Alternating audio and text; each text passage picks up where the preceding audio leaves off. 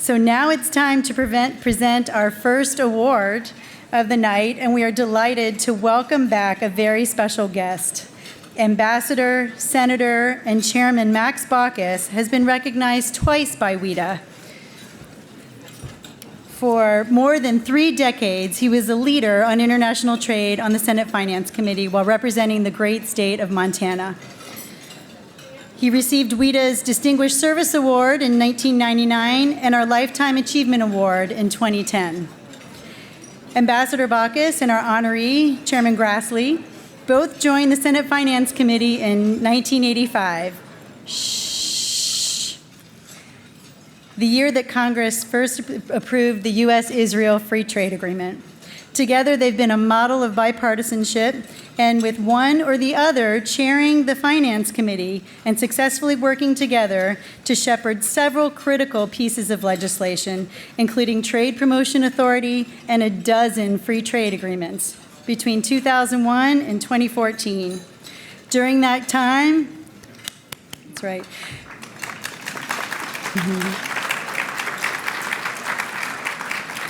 During that time, they were committed to working together, and they met weekly. They were so close that Ambassador Baucus even made a political donation across party lines to support Chairman Grassley's grandson when he ran for an Iowa House seat. In 2014, Chairman Baucus moved on to become the U.S. ambassador to China. As he noted in his remarks at its Senate confirmation hearing, the U.S.-China relationship is one of the most important bilateral relationships in the world. It will shape global affairs for generations to come.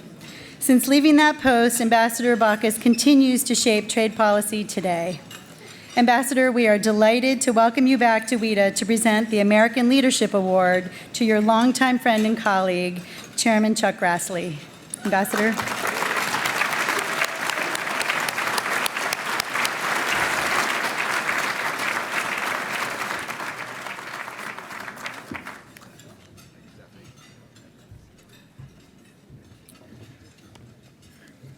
Stephanie, thank you. Thank you so very, very much.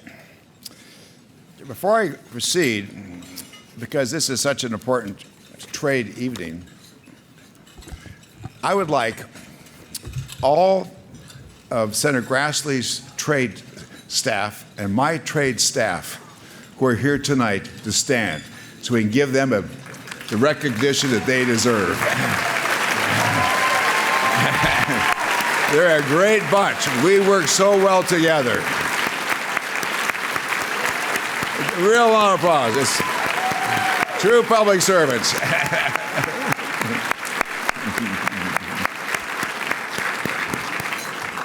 Thank you very, very much. Before I proceed, because of the season, with all these presidential candidates running around, I want to tell you, Mel and I was recently in Iowa, and I'm the only one in Iowa who's not running for president because I'm overqualified.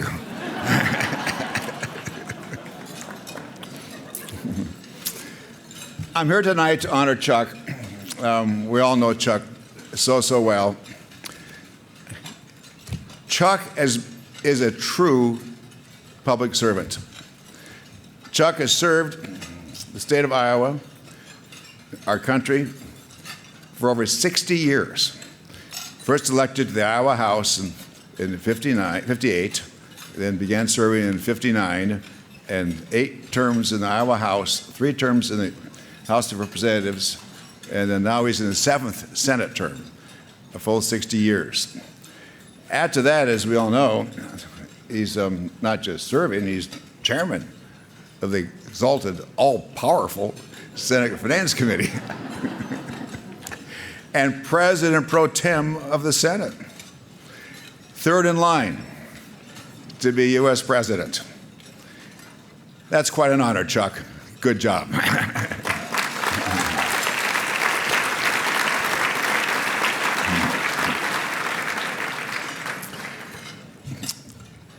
I think Chuck and I, at least from my perspective, were best friends in the Senate during the entire time we were there. We exchanged chairmanship and ranking total about 6 times, beginning 2001 to today. 3 times Chuck was, this is Chuck's 3rd time as chairman of the committee, and I was chairman 3 times. Went back and forth and back and forth. And it really made no difference. We were essentially one committee.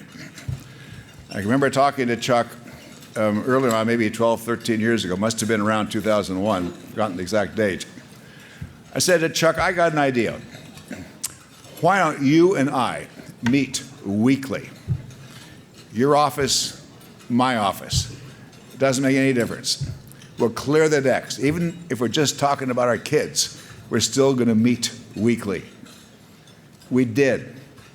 For 12, 14 years, I don't know the exact number of years, we met every week except maybe for 10 or 12 times. We always met. We cleared the decks. It was so, so important. Now, I got to tell you, right off the top, I got a lot of healthy respect for Chuck. He's a great negotiator. We met in my office because it has free coffee.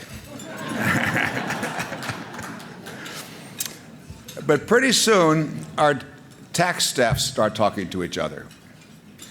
Then a little while later, our trade staffs start talking to each other. Then our healthcare staff start talking to each other. And after about a month or 2 or 3 of doing this every week, if you were a fly on the wall, you'd be convinced that this is one office. No rancor, no bitterness, working together, trying to get stuff done. It was wonderful. I look forward to those weekly meetings because we knew this is going to be what government is really all about, getting stuff done. You know all the trade agreements we worked on. The list is long, but we worked to get those agreements passed. And tonight, I just like to say one kind of side point here. I urge you to keep working on behalf of trade, free trade. The late Senator Lugar and I put together an organization called Farmers for Free Trade because we believe so much in helping American hinterland export agriculture products worldwide, and it worked really, really, really well. In Montana, I was an unabashed free trader, and I can tell you this, I got no grief from people at home because I was an advocate for free trade. I believe that if all of us in office and out of office just know the facts, look straight and help solve problems. Frankly, the side diversion, I think the TPP, big mistake of TPP, one reason both President Trump and Hillary Clinton dissed it so much because there was not sufficient provision in there to deal with people who think they lost jobs on account of trade.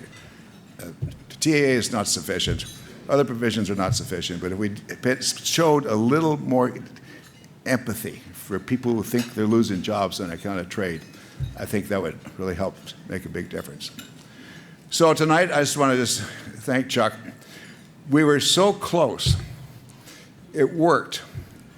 It clicked, Chuck and I, for a lot of reasons. One, neither one of us wanted to be president.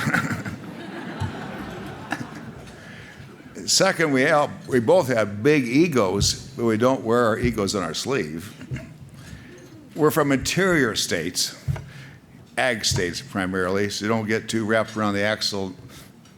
No offense to all you folks from West Coast or East Coast. But we just we're from the heartland. You want to get stuff done. You're not too glamorous. Just do things. And it was just wonderful. It was my favorite memory here serving in the United States Senate along with Chuck Grassley.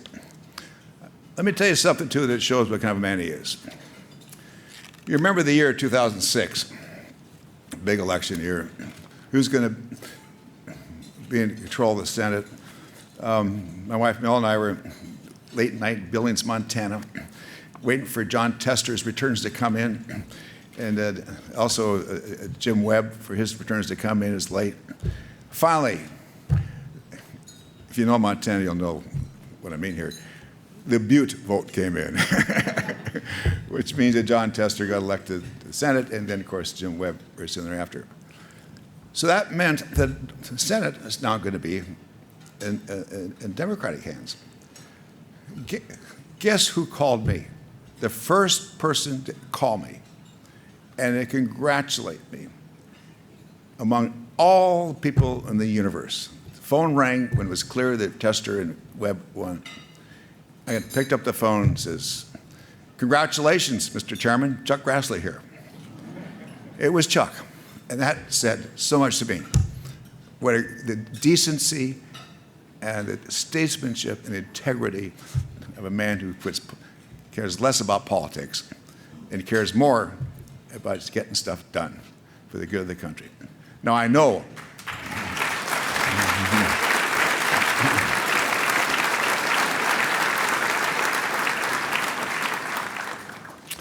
and so, Chuck and I did that, and we really set the pattern. I know all other committees are just as close today as ours was back then.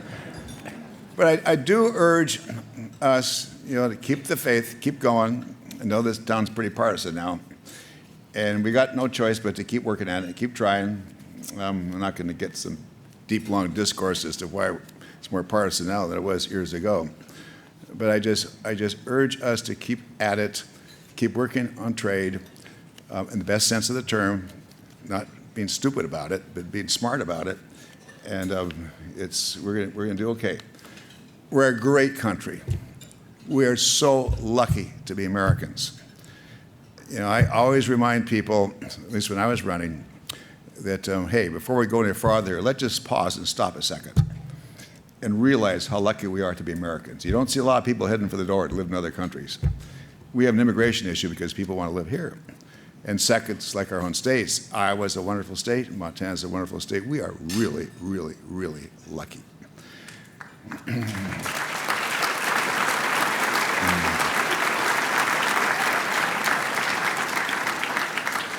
And also, I must say, given my past job as representing the United States in China, that adds new meaning to how lucky we are. It's just so when we get these little partisan squabbles here, a lot of it's pretty petty, clearly. I just urge us to keep perspective, what's really important, what's really going on, and keep our eye on the ball. Focus on the most important stuff, and we're going to do pretty well. There's great resilience in America. We are really a resilient country. So keep your eye on the ball the same way Chuck has as chairman of the Finance Committee, working hard to get this NAFTA 2.0 passed, and all the other efforts that we're working on, and we'll do quite well. So Chuck, I just can't tell you how honored I am to be your friend, be here tonight, and be part of giving, I guess it's called the Lifetime Achievement Award to you. So, American Achievement Award. So congratulations, my friend, Chuck Grassley.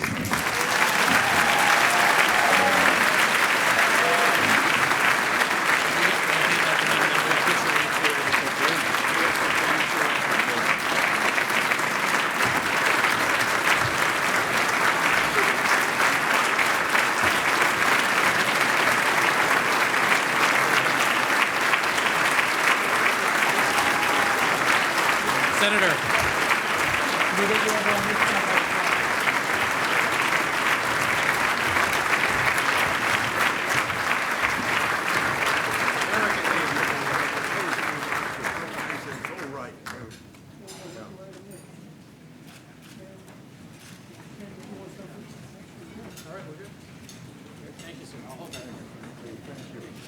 Okay, all yours. Here, we got one more here. Here, photograph. Here, check it out.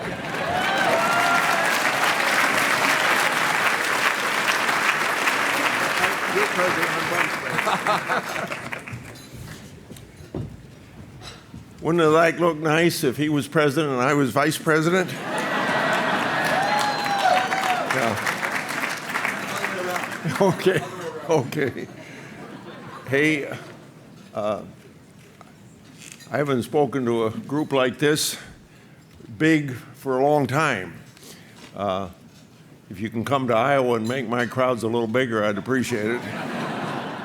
And first of all, thank you, Max. As you said, my good friend, and we are friends and still friends, and I like what you're doing with the young people in your seminars, and I have one of your students in my staff right now this summer, and I hope I'm helping him along with what he wants to do. It was a very kind introduction, and quite frankly, I could throw away a third of my speech, but he said it. But in the Senate, they said, everything that's been said has been said, but I haven't said it yet. And so I may have some repetition, but everything he said is 100% accurate, and I appreciate it very much in regard to our relationships and everything else he said as well, but particularly about our relationships.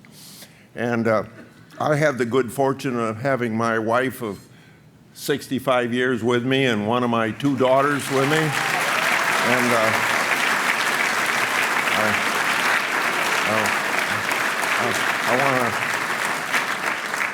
I want to thank them as well. I also want to thank the next two people that are going to be honored, Congresswoman Del Benet and Congresswoman Walorski. I'm sorry. For the work you do in this area as well, and your being honored tonight speaks well of your leadership here as well.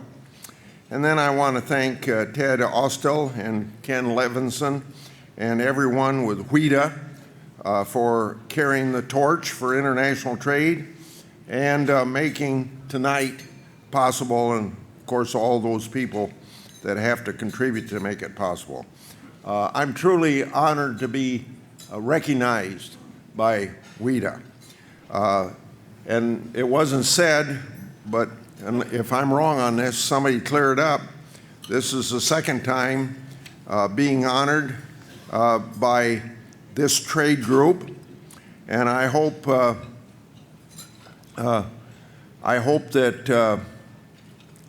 I don't have to wait well, it was in 2001. I hope I don't have to wait another 18 years to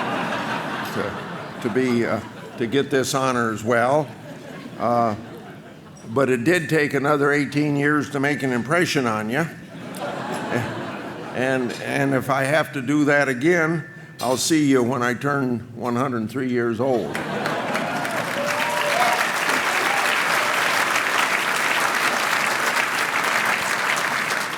Now, I don't have to tell you, trade is in the news a lot these days, and I'll bet you 90% of the meetings I've had at the White House were on trade, and you can imagine the need to do that.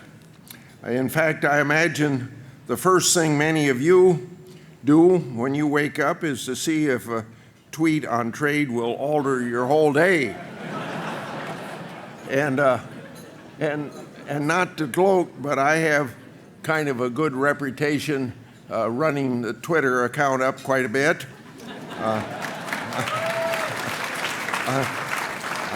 I've even tweeted a thing or two about trade over the years, and I'll continue to do that because there's a need for it in this town.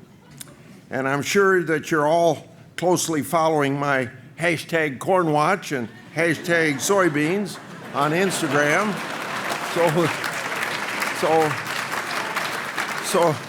So that you know that the 2% of the people that contribute to the only positive thing we have in international trade, that's the export of agricultural products, that 2% feeds the other 98% of it.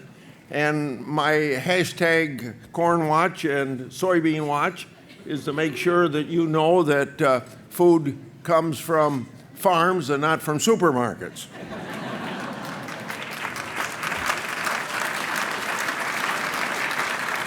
Now, while trade may be prominent in the news recently, I want you to know that just like for Max Baucus, it's always been important to me.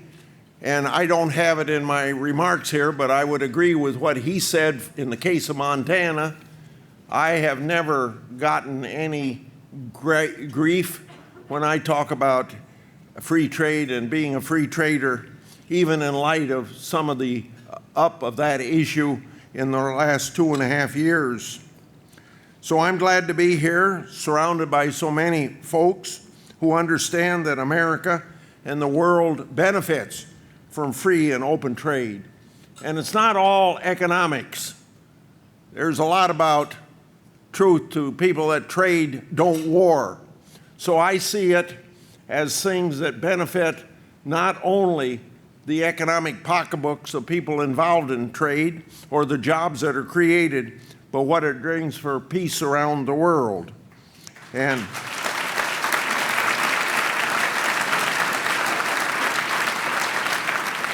so I'm surrounded by a lot of people like you, and I know this firsthand about how important free and open trade is from being a family farmer, because every third row of soybeans in Iowa, as well as other grains we raise, gets exported. And when we buy fresh fruit and vegetables in the cold weather of January in Iowa at our local grocery stores, that's because of trade, not because it was grown in Iowa. Iowa also has significant pork and beef exports. Maybe not as much as you have there in Montana, Max, but we're up there pretty close to you. American farmers produce more than we can possibly consume here domestically. So, as you all know, we rely on our global customers. We know that 5% of the world's population is here in the United States, but 95% of the market is outside of the United States. Export markets are and will continue to be vitally important to our farmers as much as it is to manufacturing and services. According to the World Bank, trade liberalization since 1990 has been a significant contributing factor for lifting 1 billion people out of extreme poverty.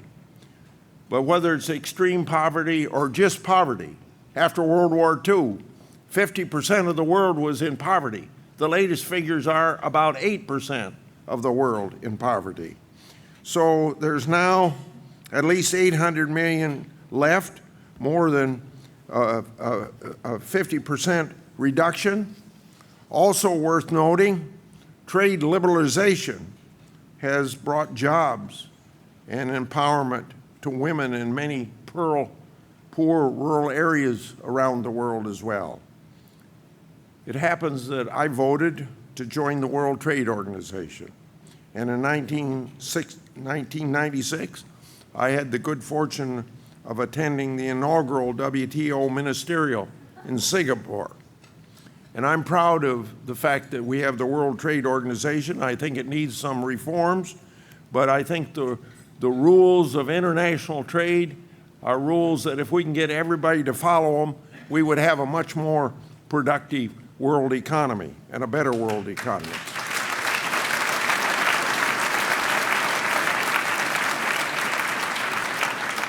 I'm proud that since the WTO was set up, international trade volumes have increased by 250%.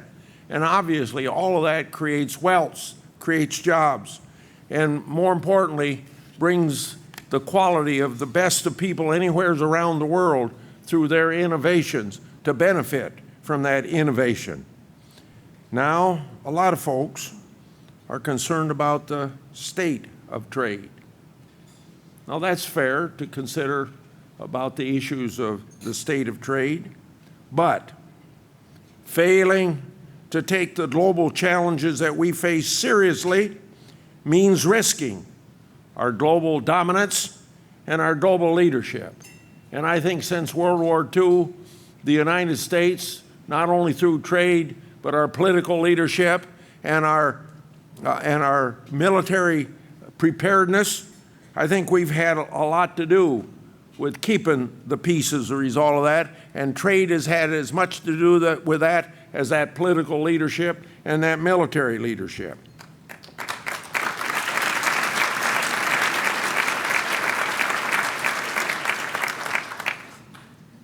For example, China has been allowed to steal American IP, grossly subsidizing its own industries and keeping its markets closed, all within vast impunity. The EU continues to block American biotech crops, even though there are clear WTO rulings to the contrary. And a number of the countries want to undermine America's innovation through so-called digital services taxes. We must stand up to those challenges, and we must take a leadership role in writing the rules of trade for the 21st century.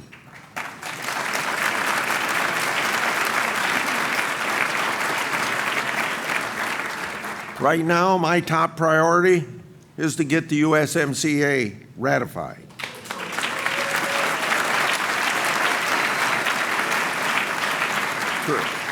Trade with Canada and Mexico supports over 12 million American jobs.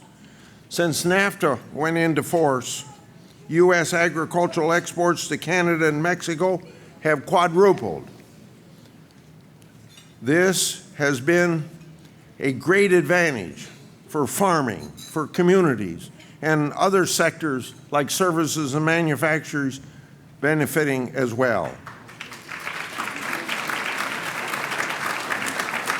Our own Department of Agriculture has found that every dollar in agricultural exports also supports another $1.27 in business activity. The USMCA offers many critical improvements upon NAFTA, which everyone here should already know, so I'm not going to go through and list those. If you're here tonight and don't know the benefits of the U.S.-Mexico-Canadian agreement, you must not be up to date on your job. But I bet, in fact, that you are very much up to date. So I'm going to say we got to work harder so that you should be out there touting these benefits so everyone knows Americans need access to them as soon as possible. On a final note, I want to mention just a few of my many good memories of working with Ambassador Baucus. And this is the part I could sit down, I wouldn't have to repeat, but you haven't heard it from this senator. Over the years, I grew very fond of our every Tuesday afternoon meeting. And he's quite right. I particularly enjoyed the free coffee. But the good friendships and deals that developed in these meetings were very much an added bonus, not just because of our relationship, but we got a lot of things done that needed to be done. I think I'm accurate when I say this, that I can only think of 2 bills that got a committee that weren't bipartisan bills. And all those bills got to the president, but one was vetoed. And that's a pretty darn good record.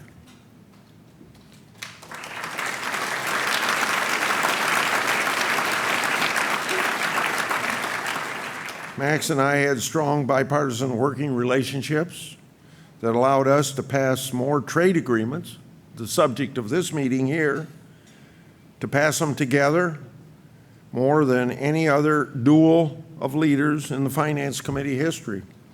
Together, we got 9 trade agreements through the Senate during our time leading the Finance Committee. We did Jordan, Chile, Singapore, Australia, Morocco, Bahrain, CAFTA, Dominican Republic, Oman, Peru. These agreements all together, as leaders, we made that happen. And that's quite a run.